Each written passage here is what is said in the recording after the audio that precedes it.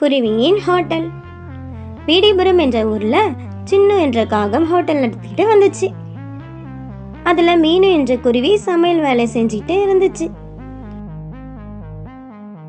சின்ன தம்பி, சாப்பாடு ரொம்பவே நல்லா இருக்கு தம்பி. நான் தினமும் இனி இங்கே சாப்பிடலான்னு இருக்கேன். சரி சரி, ரொம்ப பேசாத, 50 ரூபாய் கொடு என்று எப்போதும் பணத்தில் மட்டுமே குறியாக இருந்தது. அப்போ அங்க வந்த மீனு குருவி, அண்ணன் வீட்டில் ரொம்ப கஷ்டம்னு, என் பிள்ளைங்கள்லாம் வேற ஸ்கூலில் சேர்க்கணும், கொஞ்சம் சம்பளத்தை ஏற்றி கொடுங்கண்ணே.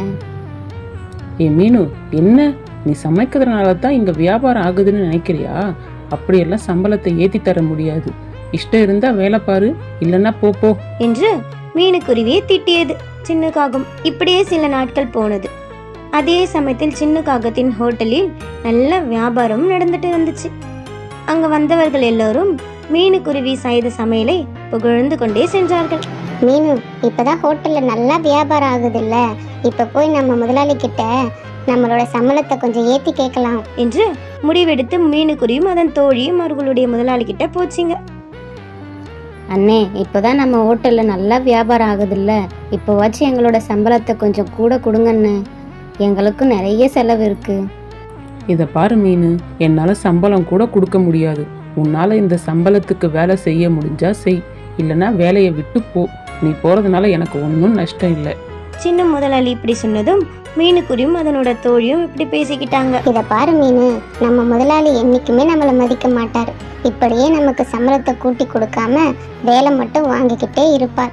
பேசாம நம்மளே சின்னதா ஒரு தள்ளு வண்டியில சாப்பாடு கடை வைக்கலாமா? ஆனா அதுக்கு காசு தேவைப்படுமே, என்ன பண்றது?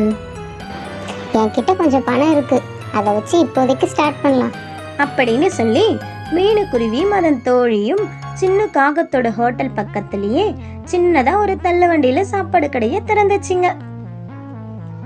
சின்ன ஹோட்டலை விட குறைஞ்ச காசுல மீனு குருவியோட கைப்பக்கத்துல சுவையான சாப்பாடு கொடுக்கறதுனால எல்லாருமே மீனு குருவி கிட்டேயே வாங்க ஆரம்பிச்சாங்க.